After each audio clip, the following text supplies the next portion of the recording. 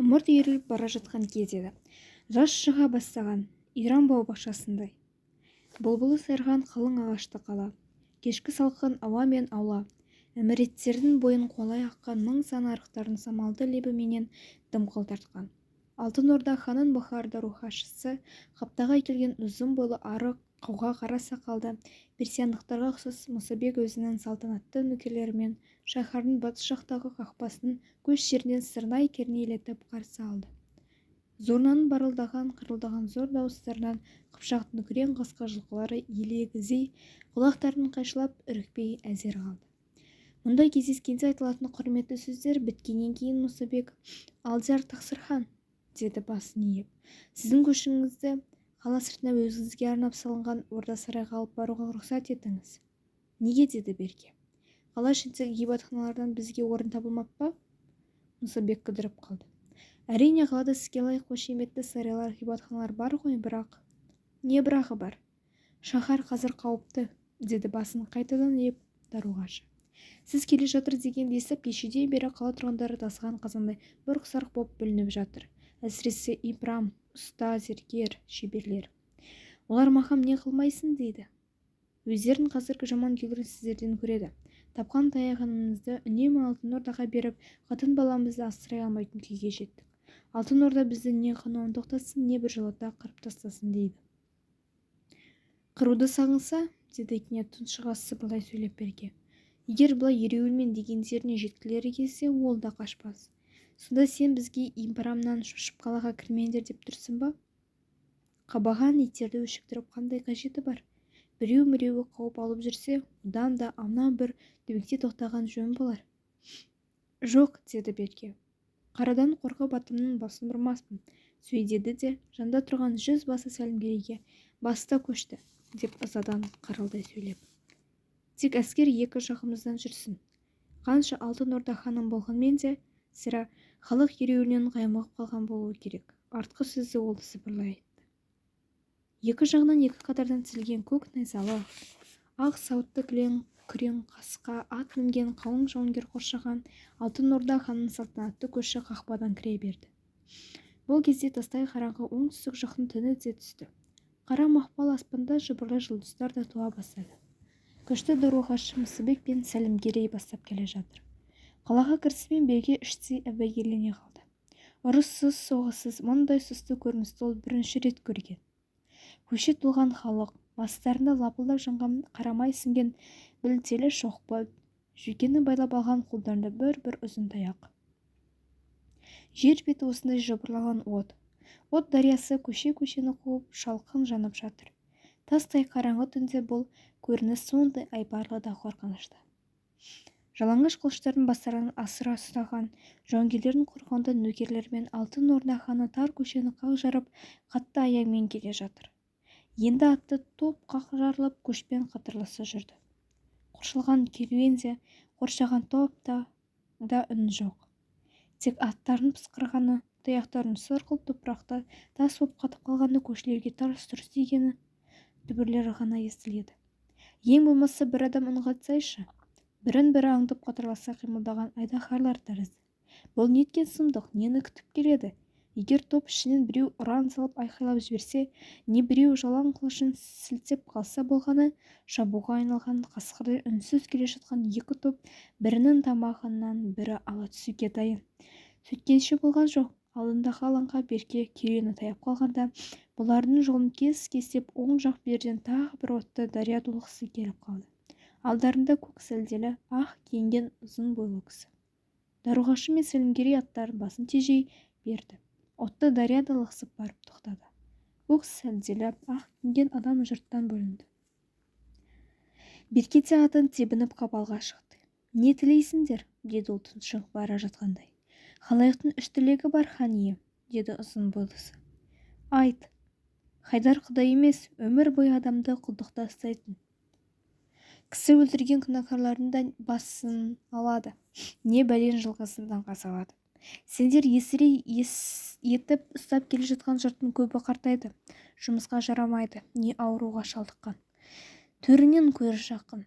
Бірінші тілегі сондай адамдарды мүлдем босатсын дейді. Дүниеге еркін келген екен, еркін өлуін тілейді. Болсын, деді Берке.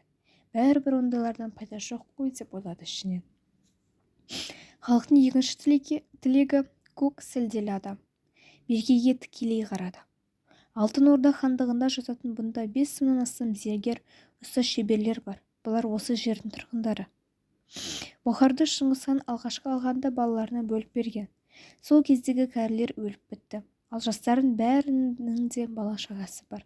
Тапқан таянғанның көбі Алтын Орда қазынасына кетіп жатыр. Жұрт үнемі аш, жалаңаш. Хан ием, сізден халық тапқанының 3/1 алуын сұрайды. Ал өзге хандарды қайтесіңдер? Олардан да осыны талап етеміз. Берке қаптаған жұртқа қарады. Осылай қолдарынан таяқ алып па? Тілегімізді бермесе амал жоқ, қолымызға таяқ түгіл қару-жарақ алуға мәжбүр боламыз. Берке жұртқа қайта қарады. Қолдарындағы оттың сәулелері беттеріне қызыл күрең таңба тәрізденіп түсіп тұр.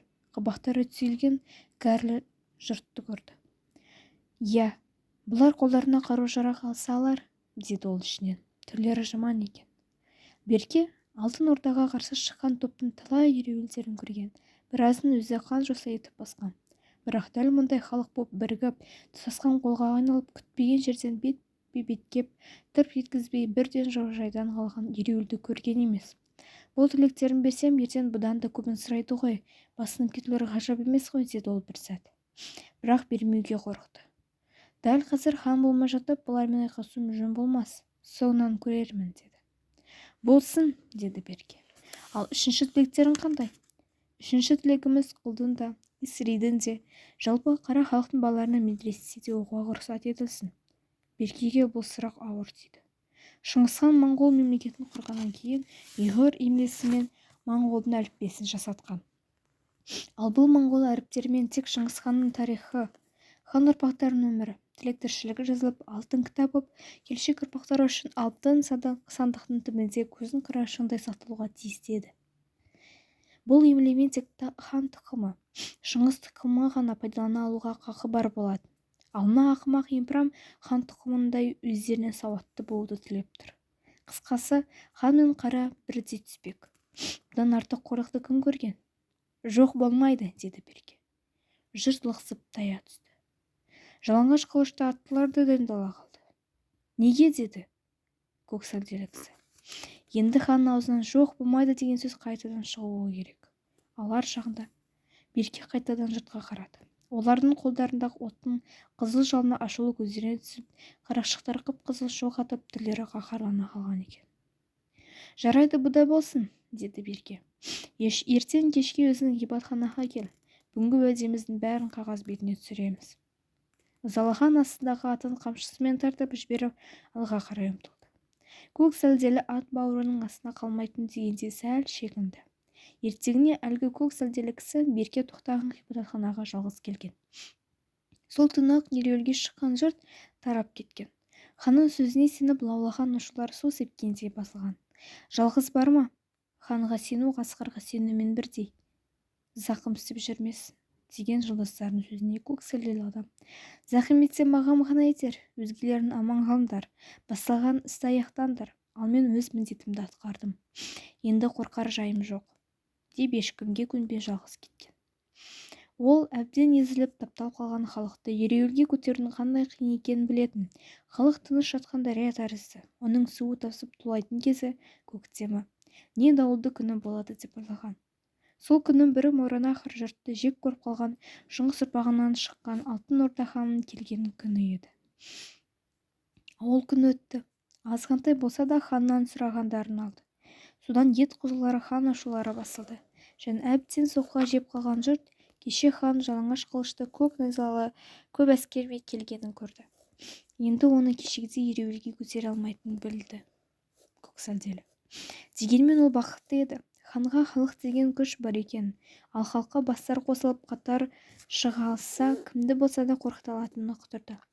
Расында да 40 жыл бойы қан сөлін сорып, жер суын таптап, үстемдік жүргізіп қалған көк сауытты жойқыншыларға қарсы тұру қара халыққа өте қиын дүние еді. Тіпті мүмкін емес шаруа болатын. Соған қарамай халық тағы басын көтерді. Көп жылдар бері бұл алғашқы оянуы еді. Көк сәлделі адам енді өзін бақытты санады. Жұрт ойна бастады. Менің ең үлкен тілегім орындалды деді. Және ол Беркен кешеден бері өзін жан-жағынан аңдытып қойғанын жақсы ұққан. Қашқан күнде де еш жаққа құтыла алмайтынын да түсінген. Сондықтан да көк сәлделі не болса да өзім көрейін деп ешкім дертпей хан жайына жалғыз келген. Берке де кешеден бері бұның кім екенін, қайдан жүрген жан екенін біліп алған. «Сен христиансың ба?» деді хан анау үйге кіргеннен оған отыр демей. Хан күйі кешегіден мүлдем өзгермеген. Көзінде кешегідей абыржығандық, ызаланғандық ұшқыны жоқ. Дауысы да дірілдемейді, әдеттегісіндей сабырлы. Әрине Берке қазір күш өз жағында екенін жақсы біледі. Хан жатқан ғибадатхананы, алаңдарды бәрін тегіс алтын ордадан келген жауынгерлер мен қала даруғашысының лашқарлары жайлап қалғаны бұған да белгілі. Ереуіл түгіл бейсауат бір адамның жүруіне де рұқсат жоқ екенінен де хабардар. «Жоқ, адаммын», деді көк сәлделі. «Әлде мұсылмансың ба?» деді Берке қолындағы меруерт тәспісін сырт жүргізіп. «Жоқ, адаммын». «Жарайды, адам-ақ бола ғой», деді Берке. Алыс жолдан келген хан әбден тынығып қалған екен. Сөйлескісі келмей отырғаны түрінен көрініп тұр. «Сен кеше хандар құдай емес дедің, құдайды аузына алдың. Соңына қарағанда құдайдың бар екеніне сенесің ғой?» «Иә, бар, құдайдың шын аты шындық». Берке сөздің қызық екен дегендей езу тартты. Жұқа ерні қос сақтай жіп-жіңішке бола қалды. «Сенің ол шындық құдайың қайда?» «Қаймақ сүтін өн бойында болады. Сондай-ақ шындық көкте де, жерде де, менде де, мынада да бар». Ол есік алдында найзасын кезеніп тұрған күзетшіні көрсетті. «Ал сенде?» Беркенің таласқысы келіп кетті. «Менің шындығым күшімде», деді ол, «және дінімде». «Сонда сіз кімсіз? Хансыз ба әлде құдайсыз ба?» «Жоқ, жердегі құдай тек Мұхаммед пайғамбар ғана болған. Мен оның жолын қорғаушы үмбеті және найзагерімін». Көк сәлделі де езу тартты. Енді оның сұлу мұртының астынан маржандай тізілген үлкен аппақ тістері көрінді. Кісі шынында да келбетті еді. Оның қара торы жүзінде бір мысқалдың белгісі пайда болды. «Егер бұл айтып тұрғаныңыз рас болса», деді ол, «Мұхаммедтен күштірек Иса мен Мұса секілді әуелилердің біреуін неге тыңдамадыңыз? Болса да өзіңіз жол салмай өзгелердің жолын қуады екенсіз. Тыңдап алмайсыз ба?» Берген тәспісі тарсылдай жүгірді. «Мұхаммед пайғамбардан еш әулие күшті емес», деді ол. «Иса құдайдың рухынан туған, ал Мұхаммед құдайдың жерге жіберген өз уәкілі, данышпаны. Ал Мұса Мұхаммед пайғамбардың ағасы. О да пайғамбар. Мұса келе жатқанда алдындағы теңіз кейін шегінген. Иса өлген адамды қайта тірілте алатын. Ал Мұхаммед құдайға құлшылық ұрып тұрған жердің тау тасы жаршы Алла тағаланың әулие ұлын көрсін деп бір жолата жоқ болып кеткен. Мұхаммед ең соңғы пайғамбар. Одан ешкім де күшті болуға тиісті емес». «О да мүмкін», деді миығынан күліп көк сәлделі. «Иса күшті болса, қарсы адамдары екі қолынан шегелеп крес ағашына тартып қоймас еді. Сенің өзің сәлде салсан да Құран мен Інжілді оқымаған екенсің ғой», деді Берке. Енді оның көңіл күйін көрсететін тәспісі ойнап жүгірді. «Кресте тартылып тұрған тіпті Иса пайғамбар емес, бөтен адам». Көк сәлделі тағы да күлді. «Қойыңызшы», Берке көңілдене түсті. Діни әңгіме, діни талас оның делебесін қоздырып жіберетін. «Ол былай болған», деді Берке тәспісін енді баяу қозғап. «Жер бетінде көрсеткен кереметтер үшін кәпірлер Иса пайғамбарды құдай санаған. Ал мұны көре алмаған Мұса пайғамбардың жақтаушы жүйеттері Исаны ұстап қинап, екі қолын екі жаққа тартып, креске қағып қоймақшы болған. Осындай жолдарынан қашып жүрген Иса пайғамбар бір үйге кірген. Жүйеттердің келіп қалғанын сезіп, Иса пайғамбар көкке ұшып кеткен.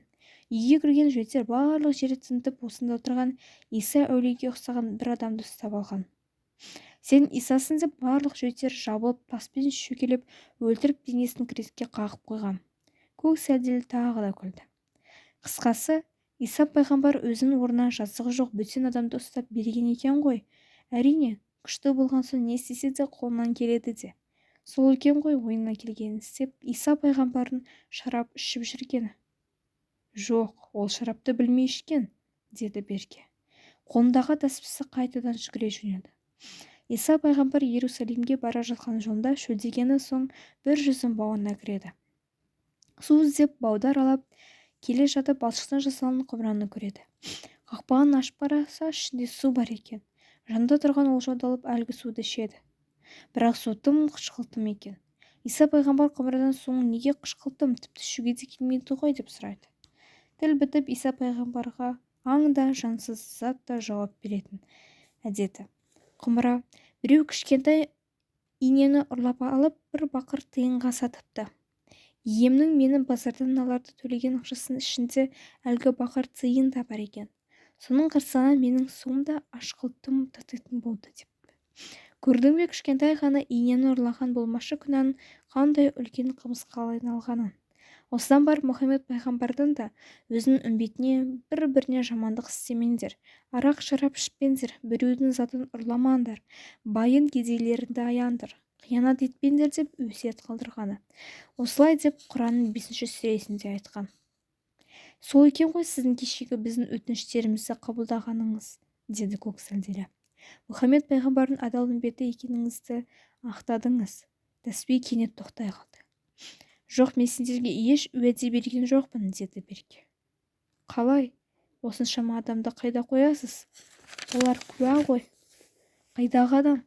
Кешегі қауым топты айтасың ба? Олар адам емес, құл, импрам. Берке кенет қалш-қалш етті. Тым қатты шуланғанда ұстайтын қояншығы таяу қалды. Және Құранда айтылған зорлап, қорқытып көндірген уәде емес деп. Солай дейсіз бе?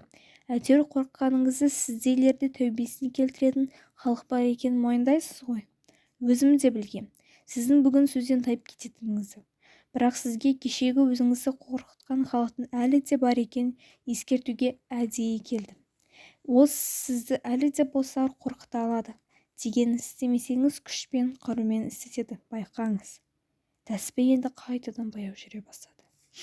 Онысын тағы көріп алармыз, ал әзірше Берке алдында тұрған күміс қоңырауды қақты. Жайшылықта сыңғырай шығатын қоңырау даусы үй үшін бұл жолы бір қорқынышты, қауіпті үнге толтырып жіберді. Өзінің жеке басын бақылаушы жүзбашы төлеңгіттердің бастығы Сәлімгерей кірді. Берке оған көк сәлделіні көрсетіп, мына кісінің кеше қалада бүліншілік ұйымдастырып қалың импрамды алтын ордағына қарсы қоймақшы болған үшін өлім жазасын бұйырамын деді. Ғибадатханада кісі өлтіруге болмайды. Мұны жұртқа көрсетпей қала сыртына шығарып өлтіріңдер де, бүгінгі әңгімеміз есте қалу үшін ана қолымдағы шақшасын маған әкеп беріңдер. Көк сәлделі бір-екі рет насыбай айтқанда белбеуіндегі кісесінен алған киік мүйізден істеген шақшасына көзі түскен. Шақша керемет, көркем көрінген. Берші қарайын, деуге хандық менмендігі жібермеген. Дүниеқор түйсіксіз хан енді міне бұл болса да өледі. Ал мынау керемет шақша басқа біреуге кетеді ғой деп қимай өзіме әкеп бер деп бұйрық беріп отыр. Сәлімгерей жүзбасы үн-түнсіз кейін бұрылған көк сәлделіні қылышын қынамынан шығарып алдына сап-сыртқа алып кетті. Тағы кім бар? Деді Берке. Жаңағы біреуді өлтір деп берген бұйрығын жай нәрседей көріп, екі беті бүлк кетпей. Үйге ақ сәлделі кісілер кірді. Бұлар Самарқандтан келген мұсылмандар екен. Кірісімен малдастарын құрып отыра қалып, семізше келген қызыл шырайлысы әдемі қоңырқай дауыспен Құранды әндете жөнелді. Ол Құранды оқып болған соң Берке үшеуі әмин деп қолдарымен беттерін сипады. Тағы семіз қызыл шырайлысы алтын орданың мәртебелі ханым бір жылдың ішінде Сартақ пен Ұлақшы хандай екі бірдей арысын дүние салды. Топырақтары торқа болсын, соған көңіл айта келдік. Және Берке қайтадан бетін сипады. Айтқандарың келсін, бізге де жеңіл тиген жоқ. Амал қанша бауыры суық қара жер кімді аямаған? Я, тағы не демексіңдер? Енді сөзге денесі тарамыстай боп қатып қалған тырбиған қарасар күрісті. Ұлы мәртебелі Берке хан, деді ол шиқылдаған жіңішке дауыспен. Самарқандтағы мұсылман бауырларыңыз қазір шоқынғандардан таяқ жеуде. Көрмеген қорлығымыз қалмады. Жақында мұсылман дініне кірген өздерін бір аяулы жасын отқа өртеп өлтірді. Қала даруғашысы да солардың сөзін сөйлейді. Бізге еш теңдік берер емес. Сіздің әділетті және мұсылман дініне қорған хан екеніңізді біліп, жәрдем сұрап келіп отырмыз.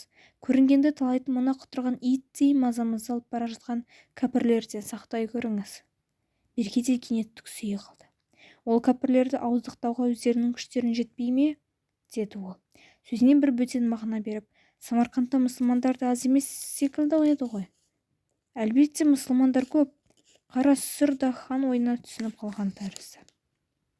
Бірақ бұған Алтын Орда қалай қарайды? Бұл күнге дейін бізді ешкім қоштап келмеген. Қара сүрдің айтып отырғаны дұрыс еді. Самарқандта христиан діні моңғолдар келместен бұрын ерте кезден-ақ кірген. Саманид пен Қарахан ұрпақтарын дәуір сүрген кездерінде болған. Хорезмшах Мысыр халифтерінің келуі мұсылман діндерге оңай соққы болған жоқ. Оның үстіне Мауреннахрды жаулап алған шығыс ұрпақтардың біразы христиан дінінде тәрбиеленген. Ал дінде шаруасы жоқ таза моңғолдар да бұл дінді өздерінің сыртқы жауы санаған. Осындай жағдайда Самарқанд тәрізді ежелгі қалада бұрыннан орын алып келген христиан діні қайтадан бас көтерген. 8 ғасырдан Мауреннахрға қанат жайған мұсылман дінінен әбден қорлық көріп келген христиандар енді кешегі өздерінің қуғындаушыларынан өштерін қайтармақта болған. Осындайда христиан дініндегі бір жас жігіт өз дінін тастап мешітке кіріп қолына Құран ұстап мұсылман болды. Христиандар біздің балаларымыздың азғырып мұсылмандар өз дініне кіргізіп жатыр, деп қала даруғашысына арыз айтқан. Даруғашы христиандарды жақтап жігітті шақырып алып өз дініне қайт, дейді. Жасөспірім жігіт көнбейді. Ақыры бұған ашуланған христиандар бала жігітті бір түнде ұстап алып қаланың ішіндегі тоғайға апарып өртеп жібереді. Самарқандтан келген муриттердің айтып отырғандары осы еді. Берген ойына түсінген қара сүр: олар көп қой, біздің күшіміздің жетпеуі мүмкін ғой, дейді. Оқасы жоқ, мен өздерінше киінген әскер беремін. Онда христиандардың шіркеулеріне жиналатын жексенбі күнінің бірін белгілеу керек. Әмин деп екі мурит шығып кеткен. Берке енді Мұсабекті және басқа қаланың бекзадаларын шақырып алып, солардың көзінше Бұхардың тоздыға айналған күн көрістерін нашарлап, жүдеп кеткен медресе мешіттеріндегі әйгілі оқымысты ұлы үлемдеріне сонау Алтын Ордадан керуен тартып алып келген тарту таралғысын ілестіруге кірісті. Бүгінде түн аспай қараңғы Сәлімгерей бір топ төлеңгіттермен бағанағы көк сәлделіні өлтіруге қала шетіне қарай айдап келеді. Ығы-жығы үйлерден көшпенді елдің жігіттері түгіл шаһардың тұрған адамның өзі адасып кетердей. Бірақ Сәлімгерей адасатын емес. Сонау сай далада жылқы бағып өскен Қыпшақтың мана түлкінің ініндей бұрылыс қағысы көп үйлерден адаспай келе жатқаны тіпті таң қаларлық жайды. Ал енді, деді ол қасындағы жігіттеріне, бұдан әрі аулалары араның ұясындай бірімен бірі қабысып жататын өте тар көшелер басталады. Көзге ілігіп қалуымыз мүмкін. Сендер қайта беріңдер. Бұл сабазды жалғыз өзім-ақ жайғастырып қайтармын. Бұл кезде ай шығып, әлем сәл ағара түскен. Жарайды, деді бір қара мұрт төсі. Айқыш-ұйқыш көшелерден бағанадан бері бас айналуға таяп келе жатқан, бірақ біз жолды қалай тауып қайтамыз? Сәлімгерей күлді. Әне, анау күмбезді мешіттің жанына жетсеңдер, сол жерде күзетте біздің әскерлер тұр. Жолды солар көрсетеді. Құп, деп жігіттер кейін қайтты. Сәлімгерей жалғыз өзі көк сәлдені айдап кетті. Таусылуға айналған ай тоғандағысындай емес, таққа жарық бермей тұр. Әлем біткен қара көлеңкелеу. Аспандағы жұлдыздар өлеусіреп құры жылтырайды. Сәлімгерей көк сәлделіні айдап қаланың шетіне өтті. Анау қарайған тоғайға қарай беттеп келеді. Осыншама жер жүріп, неге әуре болу керек еді? Сәлімгерей, деді бір кезде көк сәлделі. Әлгі толып жатқан тұтқын құжырлардың бірінде өлтіре салмадыңдар ма? Сен белгілі өлемсің, тамдам. Құжырада өлтірсек, біреу болмаса біреуі біліп қалуы мүмкін. Артынан сөз болып жүреді. Хан сенің көзін бір жолата өшсін, қайда кеткенін, қалай өлген ешкім білмесін, қаладан шығарып жоқ етіңдер деді. О да дұрыс екен. Көк сәлделі біраздан кейін қайтадан сөйлейді. Мұхаммед Тарабидің екі жас бәпсі бірін-бірі осылай өлтіреді деп кім ойлаған? Сәлімгерей жауап берудің орнына, содан бері қайдан болдың? деп сұрады. Бағдатқа қашқам, оған да моңғолдар жетті ғой, және мұнда қалған өшім маза бермей қайта оралдым. Иә, сен кітап оқып, шариғаттанып, үлем болыпсың. Ал мен Қыпшақ даласына қаштым. Сар далада кімнің кім екенін жұрт қайдан біліп жатыр? Алдымен жай жылқышы, содан жүзбасшысына жеттім. Міне, қазір ханның өзін қорғайтын төлеңгіттердің жүзбасшысымын. Еңбегің сіңген-ақ екен, қанша бауырларыңды қырдың. Мен бе? Жоқ, бекер олай ойлайсың. Әзірге қолым таза, қанылатын да күні болар. Бірақ кімнің қаны менен бойлады, міне әңгіме қайда. Бұлар тоғайдың шетіне жетті. Мен бұдан әрі бармаймын, деді кенет Сәлімгерей. Осы жер жетеді, ал қош бол, мынаны қалтаңа сал, керек болады. Шаман келсе алысқа қаш. Мен сені өз серігінің өзі жейтін қасқыр боп кетті деп пе ең? Жоқ, Тамдам. Сені мен мағам өйтуге болмайды. Шыңғысхан ұрпақтарының мойнында әлі қанша Қыпшақ пен ұйғырдың қаны бар. Жоқ, біздерге тіпті өйтуге болмайды. Ал қош бол, деп Сәлімгерей кейін бұрылды. Әй, тоқта, деді Тамдам. Ханыңа ең болмаса менің шақшамды ала бар.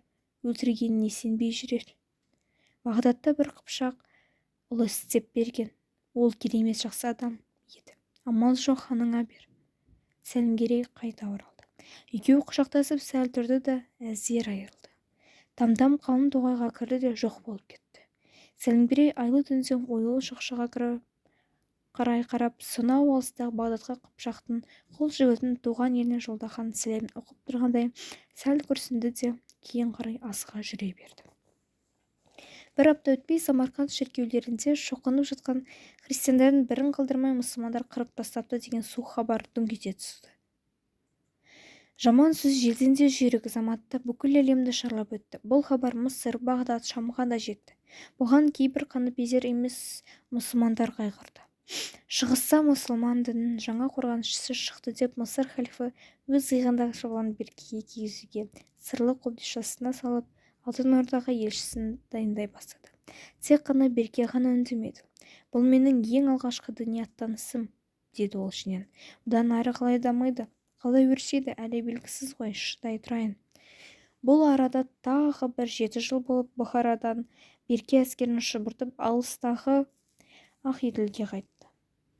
Бірақ ол сапарым оң болды деп көңілі қайтқан жоқ. Мұнда Берке хан ұрпақтарымен, басқа көп бекзадалармен әңгімелескен еді. Көзімен көрмеген нәрселерді жүрегімен сезген. Ол Мауреннахр, Хорасан, Хорезм, Шығыс Түркістандарда Қарақоры мен Алтын Ордаға қарсы жаңа ағымдар туып қалғанын байқаған, және бұл ағымдардың күшті ағымдар екенін де ұққан. Алтын Орда ханның Бұхарадан көңілсіз қайтуының басты себебі осында еді. Қарақоры мен Алтын Ордаға қарсы болу деген сөз жошы мен төлен ұрпағына қарсы болу деген ұғым еді. Баду жағы жеңіп, Мөңке ұлы хан болудан, Шыңғыс ұрпақтарын өз алдына бақталастарынан басқа Үгедей мен Шағатайдың бала немерелеріне деген туысқандық араздықтары да күшті еді.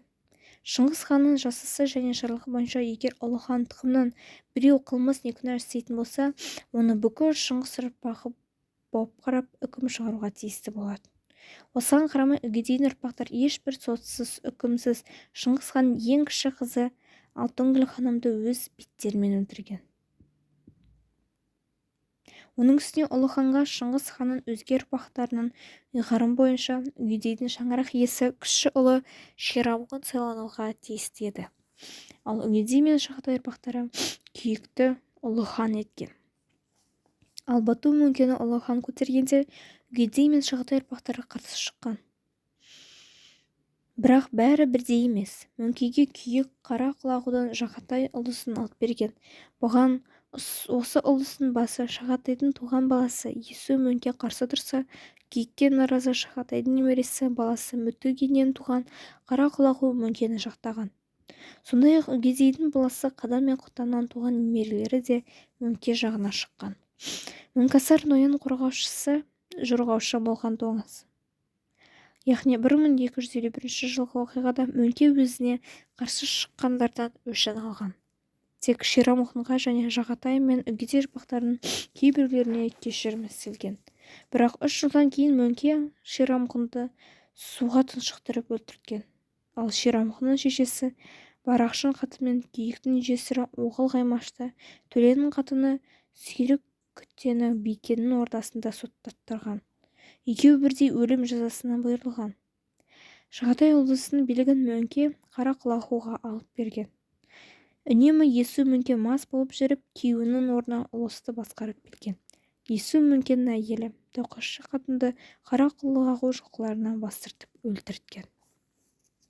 Берке шығыс өлкелерін аралап астанасына келгеннен кейін атағы аспандағы Мөңке де дүние салды.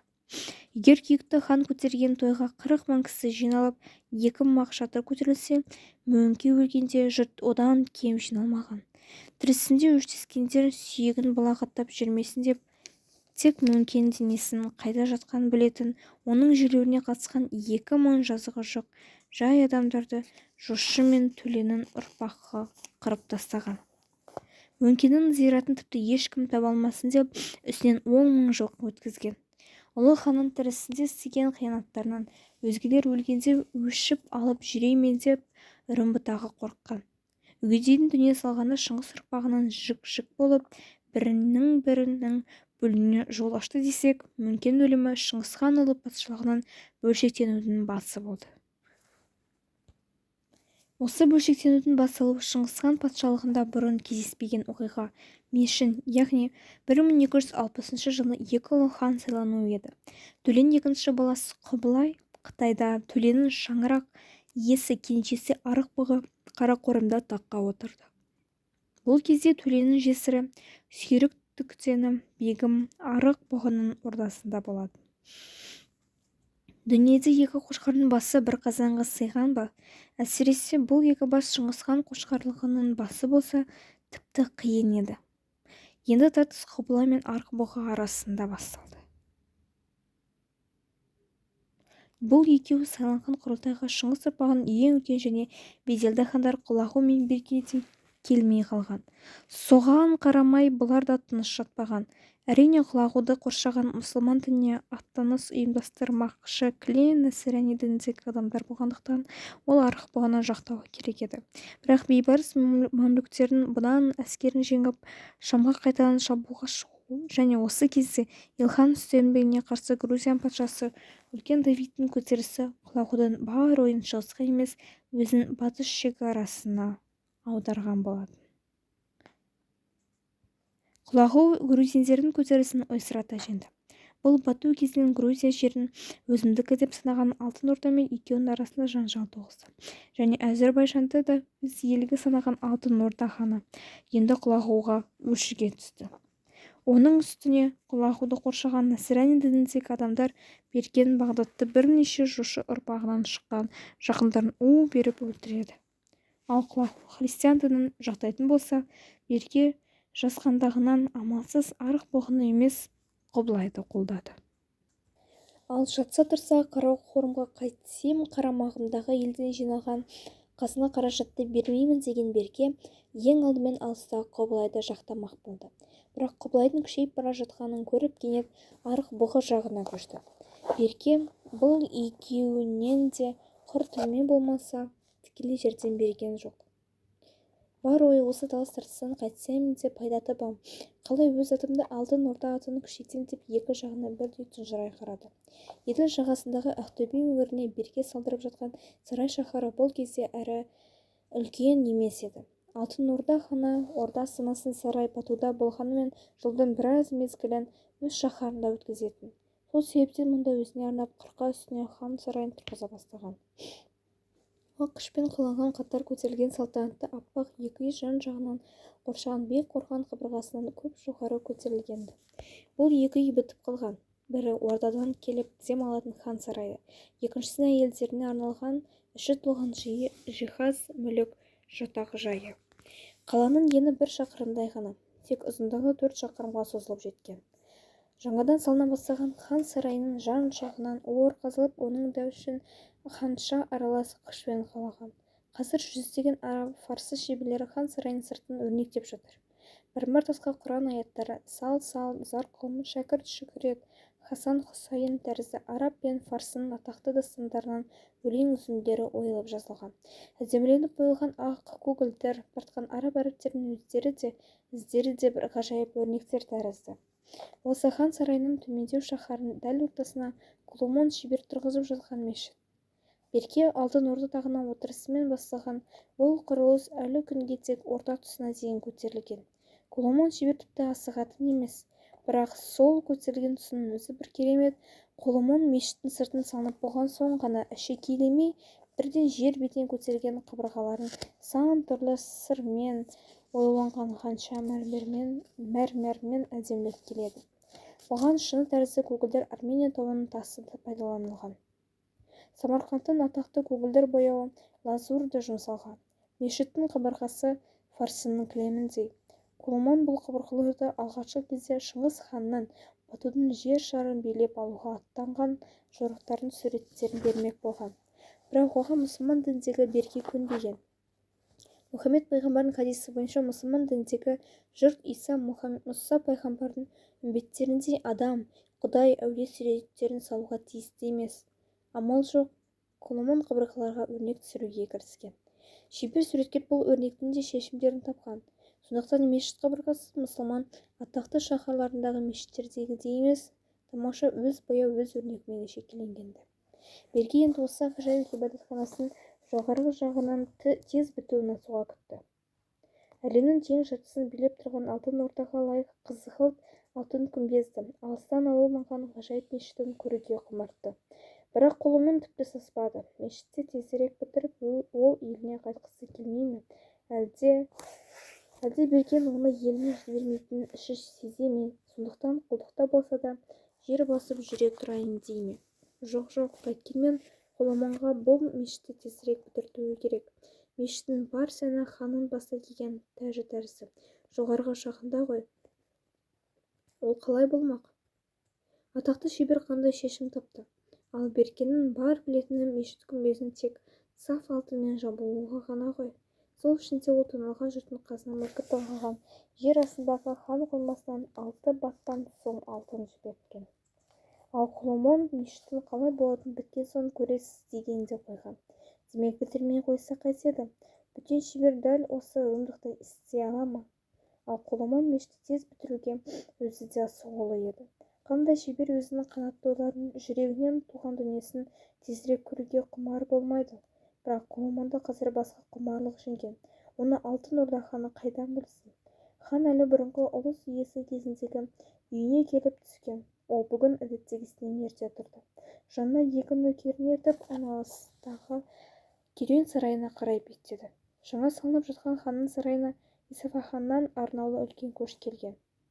Осындай керуен үстірт пен қыпшақ даласы арқылы Хорезмнен де шығуға тиісті еді. Бірақ қыпшақ даласы қауіпті болған соң, осы бір 7 бұрын жүкті ханның сенімді аты бектері Құлзым теңізі, ол Каспий теңізінің көне аттарының бірі, арқылы кемемен жіберіпті. Кеме Еділ өзенінің бойымен жоғары көтеріліп, заттар осы Ақтөбенің дәл қасына әкеліп түсірілмек. Берке керуен сарайдағы Ираннан келген дүние мүлкіне өте риза болып қалды. Мұнда Ираннан бүкіл әлемге аян үлгі 2 елі ғажайып сәнді кілемдер мен неше түрлі фаянс ыдыс аяқтары бар екен. Кесе ыдыста аяқтарына тек Фарсы елінің өмірінен алынған көріністермен ғана емес, Беркенің өтініші бойынша алтын орда көшпенді елдерінің ою-өрнек безендірілген. Шыны аяқтардың ернеуіне алтынмен Мұхаммед пайғамбардың өсиеттері, Құран сөздері мен Фарсының ұлы ақындардың өлеңдері жазылған. Керуен басы ханға арнап Исфахан болатынан алтын сапта қанжар жасатып әкелінген. Берке қынабынан асыл тастармен безенген қанжарды суырып алып, оның қылшылдаған жүзін тырнағының сыртынан тигізіп көрді. Қанжар керемет ұнады. Сөйтсе де қанжар ұрланып келіп кісі өлтіретін ұры қарулардың қаруы, деді. Маған одан да алдаспан әкелгенің жөн болатын еді ғой. Ханның кісіні қалай өлтіретініне қанық керуен басы, хан ием, оны да әкелдім, деді. Шынында да бұл алдаспан алтын орданың бір батырының тапсырмасы еді. Ханға берсе қанша ақша жоғалтатынын заматта есіне түсірген керуен басы бұл сөздің аузынан қалай шығып кеткенін байқамай қалған. Жақсы, деді Берке, қанжарыңды да алдаспаныңды да орда мүләземіне өзің әкеп берерсің. Ираннан келген қазына дүниеге риза болған хан керуен сарайдан шыға берді. Жоқ жерден қорар ақшаға түскен қанжары мен алдаспанын босқа беріп керуен басып өкініп қала берді. Жай адамға берген сыйлықтың құны қайтатын, ал ханға берген сыйлықтың құны көбіне қайтпайтынын ол жақсы білетін. Берке қала сыртындағы қамысты көлге беттеді. Онда асыранды қос аққуы бар. Келген сайын күнде таңертең осы құстарды көріп қайту бұның әдеті. Осы аққу құс ханның ең бір осал жері. Адамды да, аңды да аяуды білмейтін алтын орда ханы асыранды осы қос аққуға үнемі жаны ашып тұрады. Көл жағасына барып оларды көрген сайын бір жасап қалады. Дүниеде ешкімді жаратқан хан бұл құстарды жанындай жақсы көреді. Қыс түссе оларды әдейі арналған жылы жерде ұстайды. Жаз шыға айдын көлге жіберіп, сыртынан бақылаушы қояды. Ол аққу құстарды атпақ түгіл біреу-міреу көлде жүргенінде шошытатын, үркітетін болса, ондай адамды хан аямай дүрелетеді. Бір жылы күзді күні күтпеген жерден қарлы суық түскен. Ал мұндай суықты күтпеген бақылаушы бала үйіне кетіп қалған. Көл үстінде қалың қамыстың арасына қонақтайтын қос аққу мұз боп қатуға айналған сумен бірге қата бастайды. Күндегі әдетінше көл жағасына күн шықпай келген Берке мұздан босана алмай шала жансар жатқан аққулардың үстінен шығады. Жанындағы екі күзетшісін тырдай жалаңаш шешіндіріп, мұздай суға түсіріп, екі аққуды алып шықтырады. Әлгі екі бейшараның киімдеріне орап, өздерін жалаңаш қалпында аққуларды көтертіп, ордасына алып келеді. Жылы үйге кіргеннен кейін көп кешікпей аққуларға әл бітеді. Хан өз қолымен жем беріп, оларға арнап үй тіккізіп кіргізеді. Ал түнде суықтың түсерін білмеген бақылаушы жетім баланы нөкерлерінен сабатып өлтіреді. Ол кезде Берке 11-де еді. Атасы Шыңғысхан Қытайдың бір қаласын шапқанда немересі Беркеге осы асыранды екі аққу құсты алып келген. Ол кезде бұлар да жас еді, балапан еді. Ұлы атасы бұлар киелі құстар, сенің де киең болады, ешкімге тигізбей асыра деген. Содан бері Берке бұл екі құсты асырап келеді. Ата сөзіне сенген киелі көреді. Жорық аттанарда арнаулы кісіге тапсырады. Жоқтан қайтқанда сол кісінің қолынан алады. Ешкімге ештеңе төлеп үйренбеген хан баласы киесі ұрады деп құстарын баққан адамға тиісті тиынын мүдірмей төлеп тұрады. Аққуды алып келген атасы Шыңғыс хан да әлде қашан өлген. Атасы түгіл әкесі жошы да дүние салғалы не заман. Өзі болса қазір бұндай елуге келіп қалды. Ал ерлі-зайыпты екі аққу дәс баяғы қалыптарында ғой. Көл бетінде әндерін қоңырқай дауыстарымен сыңсый салып, көңілдің күйін қозғайды. Берке бұл екі аққуды шын киелі санаған. Дегенмен осы екі құстың мұншама ұзақ жасағанына таң қалады. Ол бір күні бір құсбегі қарттан сұраған: «Аққу қанша жасайды?» деген Берке. 170-180 деген құсбегі қарт. Бүркіт ше? Әрі кетсе 70-80. Берке не етерін білмеген. Әлде бүркіт неге әлсіз аққудан аз жасайды деп сұраған. Бүркіт құстың қасқыры ғой, күші жеткеннің етін жейді, жауыздықты сүйеді. Ал аққу гүл шошағымен және қамысты көлдің таза биязы шөбімен қоректенеді, сұлулықты жақсы көреді. Бүркіт шомылмайды, ал аққу шомыла алмаған күні суды сағынып өле жаздайды.